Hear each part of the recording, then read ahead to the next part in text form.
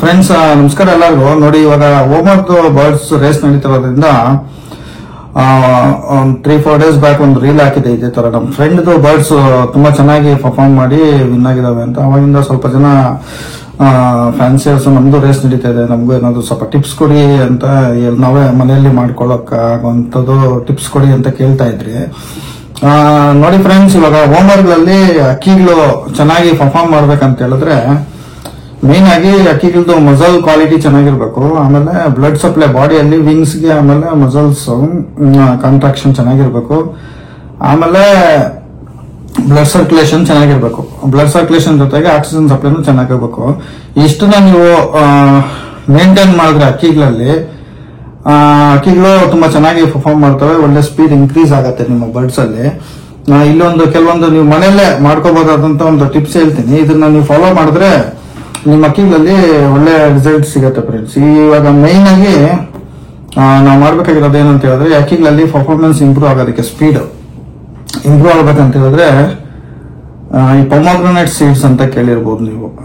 ಅಂಗಡಿಗಳಲ್ಲಿ ಸಿಗುತ್ತೆ, ದಾಳಿಂಬೆಂದು ಬೀಜಗಳು ಡ್ರೈ ಮಾಡಿ ಇಟ್ಟಿರ್ತಾರೆ, ಸೇಲ್ ಮಾಡ್ತಾರೆ. ಅವು ಆಂಟಿ ಆಕ್ಸಿಡೆಂಟ್ಸ್ ತುಂಬಾ ರಿಚ್ ಆಗಿರೋದ್ರಿಂದ ಬ್ಲಡ್ ಇಂಪ್ರೂವ್ ಆಗತ್ತೆ ಅಂತೇಳಿ ಆ ಒಂದು ಸೀಡ್ಸ್ ನ ಮೆಡಿಸಿನಲ್ ಪರ್ಪಸಸ್ ಗೆ ಯೂಸ್ ಮಾಡ್ತಾರೆ. ಅದ್ರ ಜೊತೆಗೆ ಗ್ರೇಪ್ ಸೀಡ್ ಅಂತಾನು ಸಿಗುತ್ತೆ, ಅಂದ್ರೆ ನಾರ್ಮಲ್ ದ್ರಾಕ್ಷಿ ಅದ್ರದ್ದು ಬೀಜಗಳು. ಅದನ್ನು ಅಷ್ಟೇ ಆರ್ಟ್, ಆಮೇಲೆ ಆರ್ಟ್ರೀಸ್, ಬ್ಲಡ್ ವೇನ್ಸ್ ಗೆ ತುಂಬಾ ಯೂಸ್ಫುಲ್ ಆದಂತ ಸೀಡ್ ಅದನ್ನು ಅಷ್ಟೇ ಬ್ಲಡ್ ಸರ್ಕ್ಯುಲೇಷನ್ ಗೆ ತುಂಬಾ ಹೆಲ್ಪ್ ಮಾಡುತ್ತೆ. ಆಮೇಲೆ ಬ್ಲಡ್ ಸರ್ಕ್ಯುಲೇಷನ್, ಬ್ಲಡ್ ಫ್ಲೋನ ಬ್ಯಾಲೆನ್ಸ್ ಮಾಡುತ್ತೆ. ಇವೆರಡೂ ಕಾಂಬಿನೇಷನ್ ಮೆಡಿಸಿನಲ್ ಮಿಕ್ಸ್ ಮಾಡಿದಾಗ ಅದೊಂದು ಕೆಮಿಕಲ್ ಕಾಂಪೌಂಡ್ ಆಗಿ ನಮ್ಮ ಬರ್ಡ್ಸ್ ಬ್ಲಡ್ ಸರ್ಕ್ಯುಲೇಷನ್, ಆರ್ಟ್ರೀಸ್, ಆಮೇಲೆ ಹಾರ್ಟ್, ಈ ಒಂದು ಸಿಸ್ಟಮ್ ನ ತುಂಬಾ ಚೆನ್ನಾಗಿ ಬ್ಯಾಲೆನ್ಸ್ ಮಾಡೋದ್ರಿಂದ ಅಕ್ಕಿಗಳಲ್ಲಿ ಒಳ್ಳೆ ಸ್ಪೀಡ್ ಇನ್ಕ್ರೀಸ್ ಆಗುತ್ತೆ. ಯಾವ ರೀತಿ ಅಂತ ಹೇಳಿದ್ರೆ, ಇದು ಬ್ಲಡ್ ಸರ್ಕ್ಯುಲೇಷನ್ ಚೆನ್ನಾಗಾಗತ್ತೆ. ಅಕ್ಕಿಗಳಲ್ಲಿ ಬ್ಲಡ್ ಸರ್ಕ್ಯುಲೇಷನ್ ಚೆನ್ನಾಗಾದಾಗ ಆಕ್ಸಿಜನ್ ಸಪ್ಲೈ ಚೆನ್ನಾಗಾಗುತ್ತೆ. ಸೊ ಅವಾಗ ಆಟೋಮೆಟಿಕಲಿ ಬರ್ಡ್ಸ್ಗೆ ಒಳ್ಳೆ ಎನರ್ಜಿ ಸಿಗತ್ತೆ, ಪ್ಲಸ್ ಸ್ಟ್ರೆಂತ್ ಇರುತ್ತೆ ಅಕ್ಕಿಗಳಲ್ಲಿ, ಬೇಗ ಸುಸ್ತಾಗೋದಿಲ್ಲ. ಅದಾದ ನಂತರ ಅಕ್ಕಿಗಳಿಗೆ ರೆಸ್ಪಿರೇಟರಿ ಸಿಸ್ಟಮ್ ನ ಕ್ಲೀನ್ ಮಾಡಬೇಕು. ಇದಿಷ್ಟು ಸ್ಪೀಡ್ ಇನ್ಕ್ರೀಸ್ ಮಾಡೋದಕ್ಕೆ ಈ ಒಂದು 2 ಕಾಂಬಿನೇಷನ್ ಯೂಸ್ ಮಾಡ್ತೀವಿ. ಇದನ್ನ ಯಾವ ರೀತಿ ಯೂಸ್ ಮಾಡ್ಬೇಕಂತ ಹೇಳಿದ್ರೆ, ಇದು ಯೂಸ್ ಮಾಡೋಕೆ ಮುಂಚೆ ರೆಸ್ಪಿರೇಟರಿ ಸಿಸ್ಟಮ್ ಮುಗಿಸ್ಬಿಡೋಣ. ರೆಸ್ಪಿರೇಟರಿ ಸಿಸ್ಟಮ್ ಎಷ್ಟು ಕ್ಲೀನ್ ಆಗಿದ್ರೆ ಅಷ್ಟು ಚೆನ್ನಾಗಿ ಆಕ್ಸಿಜನ್ ಇಂಟೇಕ್ ಚೆನ್ನಾಗಿರುತ್ತೆ ಬರ್ಡ್ಸ್ಗೆ. ಆಮೇಲೆ ದಮ್ ಕೂರೋದು ಅಂತ ಹೇಳ್ತೀವಿ, ಅಂದ್ರೆ ಸ್ಟಾಮಿನಾ ಬೂಸ್ಟ್ ಆಗೋದಕ್ಕೆ. ನೋಡಿ, ಇಲ್ಲೊಂದು ತೋರಿಸ್ತೀನಿ ಮೆಣಸಿದು. ನಾವು ಲಾಂಗ್ ಪೆಪ್ಪರ್ ಅಂತ ಕರಿತೀವಿ, ಇಂಗ್ಲಿಷ್ ನಲ್ಲಿ ಲಾಂಗ್ ಪೆಪ್ಪರ್ ಅಂತಾರೆ. ಇದನ್ನ ನೀವು 50 ಗ್ರಾಮ್ಸ್ ಅಂದ್ರೆ ಈಕ್ವಲ್ ಆಗಿ ತಗೊಂಡು ಈ ಮೂರನ್ನು, ಅಂದ್ರೆ grape seed 50 grams, ಪೊಮೊಗ್ರನೇಟ್ seed 50 grams, ಇದು ಲಾಂಗ್ ಪೆಪ್ಪರ್ 25 ಗ್ರಾಮ್ಸ್, ಇಷ್ಟನ್ನು ಮಿಕ್ಸ್ ಮಾಡ್ಕೋಬೇಕು ಚೆನ್ನಾಗಿ. ಸ್ವಲ್ಪ ಒಂದು 10 ಗ್ರಾಮ್ಸ್ ಅಷ್ಟು ಜೀರಾ ಹಾಕೊಳ್ಳಿ, ಯಾಕಂದ್ರೆ ಬ್ಲೋಟಿಂಗ್ ಏನು ಆಗ್ಬಾರ್ದು, ಬರ್ಡ್ಸ್ ಹೊಟ್ಟೆ ಕೆಡಬಾರ್ದು ಅಂತ ಹೇಳ್ಬಿಟ್ಟು ಜೀರಾನ ಹಾಕೊಂತೀವಿ. ಇಷ್ಟನ್ನು ಹಾಕಿ ನೀವು ಪೌಡರ್ ಮಾಡಿ ಇಟ್ಕೊಂಡು, ನೀವು ಏನ್ ಫೀಡ್ ಹಾಕ್ತೀರಾ ರೇಸರ್ಸ್ಗೆ, ಅಂದ್ರೆ ನೈಟ್ ಟೈಮ್ ಫೀಡಿಂಗ್ ಮಾಡೋವಾಗ ಈ ಒಂದು ಪೌಡರ್ನ 1 kg ಫೀಡ್ಗೆ 1 ಟೀ ಸ್ಪೂನ್ ಹಾಕ್ಬಿಟ್ಟು ಮಿಕ್ಸ್ ಮಾಡ್ಲಿಕ್ಕೆ ಯಾವ್ದಾದ್ರು ಒಂದು ನಿಮ್ಗೆ ಆಯಿಲ್ ಸಪೋರ್ಟ್ ಬೇಕಾಗತ್ತೆ. ಅದಕ್ಕೆ ಬಿಳಿ ಎಳ್ಳು ಅಂತ ಕರಿತೀವಿ ನಾವು, ಸೀಸೇಮ್ ಆಯಿಲ್ ಅಂತ ಕರಿತೀವಿ, ಬಿಳಿ ಎಳ್ಳೆಣ್ಣೆ ಅಂತ ಕರಿತೀವಿ ನಾವು. ಈ ಎಣ್ಣೆಲೂ ಒಳ್ಳೆ ಆಂಟಿ ಆಕ್ಸಿಡೆಂಟ್ಸ್ ಇರೋದ್ರಿಂದ ಈ ಮಸಲ್ ಪೈನ್, ಆಮೇಲೆ ಮಸಲ್ ಕಾಂಟ್ರಾಕ್ಷನ್ ಅಂತ ಏನ್ ಹೇಳ್ತೀವಿ ಅದು, ಆಮೇಲೆ ಬೋನ್ ಆರ್ಥ್ರೈಟಿಸ್ ಪ್ರಾಬ್ಲಮ್, ಅಂದ್ರೆ ಈ ಜಾಯಿಂಟ್ಸ್ ವಿಂಗ್ಸ್ ಫ್ಲಾಪಿಂಗ್ ಆಕ್ಷನ್ ಆಗೋವಾಗ ಫ್ರಿಕ್ಷನ್ ಇಂದ ಪೈನ್ ಬರೋದು, ಅಂದ್ರೆ ಉರಿಯಾಗಿ ಸ್ವೆಲ್ಲಿಂಗ್ ಬರುತ್ತೆ, ಎದೆಊತ ಅಂತ ನಾವು ಕರಿತೀವಿ. ಆ ತರ ಒಂದು ಸಮಸ್ಯೆಗಳೆಲ್ಲ ಕ್ರಮೇಣ ಕಡಿಮೆ ಆಗತ್ತೆ. ಆಮೇಲೆ ಕೋಲ್ಡ್ ಇರುತ್ತೆ. ಇವಾಗ ನೋಡಿ, ನೀವು ಡಿಸೆಂಬರ್ ಇಂದ ಜನವರಿ ಎಂಡ್ವರೆಗೂ ರೇಸ್ ಮಾಡ್ತಿರಲ್ಲ, ಆ ಟೈಮಲ್ಲಿ ತುಂಬಾ ಕೋಲ್ಡ್ ಇರೋದ್ರಿಂದ ಅವಕ್ಕೆ ವಿಂಗ್ಸ್ ಹಿಡ್ಕೊಳ್ಳೋ ಚಾನ್ಸಸ್ ಇರುತ್ತೆ, ರೆಕ್ಕೆ ಹೇಳ್ಕೊಂಡು ಬಿದೋಗ್ಬಿಡ್ತವೆ. ಆಮೇಲೆ ಕೆಲವು ಸ್ಪೀಡ್ ನ ಡಿಕ್ರೀಸ್ ಆಗ್ಬಿಡ್ತದೆ, ಯಾಕಂದ್ರೆ ರೆಕ್ಕೆ ಹಿಡ್ಕೊಂಡ್ಬಿಟ್ಟಾಗ. ಸೊ ಈ ಒಂದು ಪ್ರಾಬ್ಲಮ್ಸ್ ನೆಲ್ಲ ಅವಾಯ್ಡ್ ಮಾಡ್ಲಿಕ್ಕೆ ಈ ಸೀಸೇಮ್ ಆಯಿಲ್ ತುಂಬಾ ಚೆನ್ನಾಗಿ ಕೆಲಸ ಮಾಡ್ತದೆ.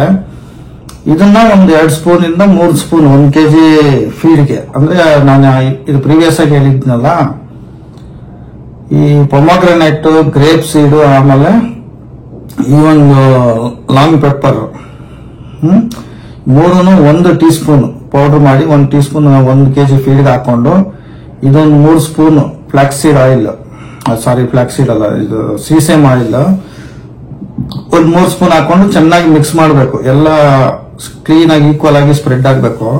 ನೀವೇನು ಮಿಕ್ಸ್ ಫೀಡ್ ಕೊಡ್ತಾ ಇದ್ದೀರಾ ಫೀಡ್ಗೆ ಮಿಕ್ಸ್ ಆದ್ಮೇಲೆ ಆ ಒಂದು ಫೀಡ್ ನಿಮ್ಮ ರೇಸಿಂಗ್ ಬರ್ಡ್ಸ್ಗೆ ಮಾತ್ರ ಹಾಕಿ, ಬ್ರೀಡರ್ಸ್ಗೆ ಹಾಕಬಾರ್ದು.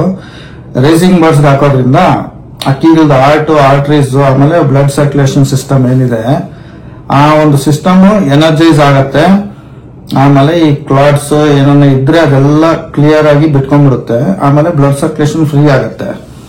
ಬ್ಲಡ್ ಸರ್ಕ್ಯುಲೇಷನ್ ಅಕ್ಕಿಗೆ ಯಾವಾಗ ಫ್ರೀ ಆಗತ್ತೆ ಆಮೇಲೆ ಈ ಒಂದು ಸ್ಪೀಡ್ ಆಟೋಮೆಟಿಕ್ ಆಗಿ ಇನ್ಕ್ರೀಸ್ ಆಗತ್ತೆ.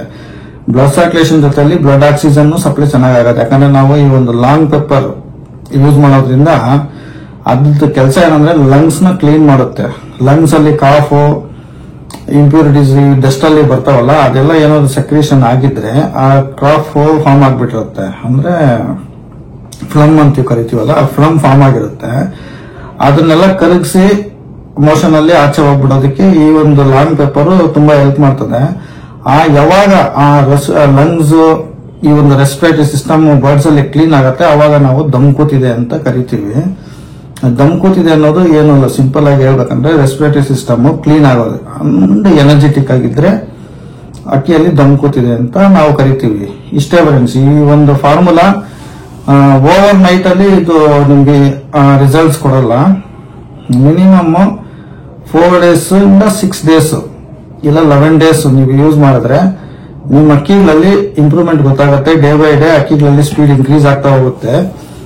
ಫೈನಲ್ ಆಗಿ ಒನ್ ಡೇಗೆ ನೀವು ಎಕ್ಸ್ಪೆಕ್ಟೇ ಮಾಡಿರಲ್ಲ ಆ ತರ ಒಂದು ಸ್ಪೀಡ್ ಬರ್ತದೆ. ಯಾಕಂದ್ರೆ ನಮ್ಮ ನಾಡಲ್ಲಿ ಈ ಒಂದು ಹೋಮರ್ ಫೆನ್ಸಿಂಗ್ ಮಾಡ್ಬೇಕಂದ್ರೆ ತುಂಬಾ ದುಡ್ಡಿರ್ಬೇಕು.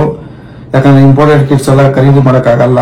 ಆಮೇಲೆ ಸುಮಾರು ಜನ ಇದೊಂದು ಕಾಸ್ಟ್ಲಿ ಶೋಕಿ ಅಂತ ಹೇಳ್ತಾರೆ. ಅದಕ್ಕೆ ಅನುಗುಣವಾಗಿ ನಮ್ಮ ನಾಡಿನ ಜನ ಯಾವ ರೀತಿ ಶೋಕಿ ಮಾಡಬಹುದು ಅತಿ ಕಡಿಮೆ ವೆಚ್ಚದಲ್ಲಿ ಅಂತ ಹೇಳ್ಬಿಟ್ಟು ಹೆಲ್ಪ್ ಆಗ್ಲಿ, ಏನಾದ್ರು ನಮ್ಮ ಕಡೆಯಿಂದ ಒಂದು ಕೊಡುಗೆ ಇರಲಿ ಅಂದ್ಬಿಟ್ಟು ಈ ಒಂದು ಫಾರ್ಮುಲಾನ ಪ್ರಿಪೇರ್ ಮಾಡಿದ್ದೀನಿ.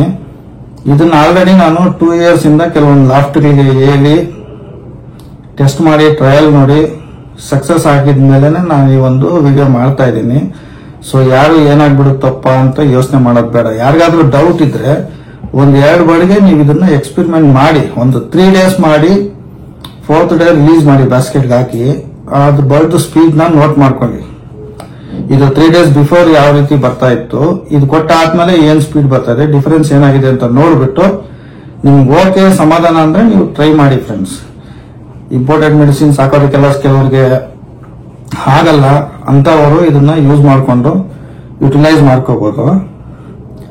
ಒಳ್ಳೆ ಒಂದು ರೇಸಿಂಗ್ ಫಾರ್ಮುಲಾ ಆಗಿ ಇದು ನಿಮ್ಗೆ ಹೆಲ್ಪ್ ಮಾಡುತ್ತೆ. ಟ್ರೈ ಮಾಡಿ ನೋಡಿ. ನಿಮ್ಗೇನಾದ್ರೂ ಇವತ್ತು ಒಳ್ಳೆ ರಿಸಲ್ಟ್ ಸಿಕ್ಕರೆ ದಯವಿಟ್ಟು ಕಮೆಂಟ್ ಮಾಡಿ ಫ್ರೆಂಡ್ಸ್. ಹಾಗೆ ಸಬ್ಸ್ಕ್ರೈಬ್ ಮಾಡಿ, ಲೈಕ್ ಮಾಡಿ, ಹಾಗೂ ಕೆಲವೊಂದು ಫ್ಯಾನ್ಸರ್ಸ್ಗೆ ನಿಮ್ಮ ಹೋಮರ್ ಗ್ರೂಪ್ಸ್ ಅಲ್ಲಿ ಇದನ್ನ ಶೇರ್ ಮಾಡಿ ಫ್ರೆಂಡ್ಸ್. ಹೇಳ್ತಾ ಈ ವಿಡಿಯೋನ ಮುಗಿಸ್ತಾ ಇದ್ದೀನಿ. Thank you friends.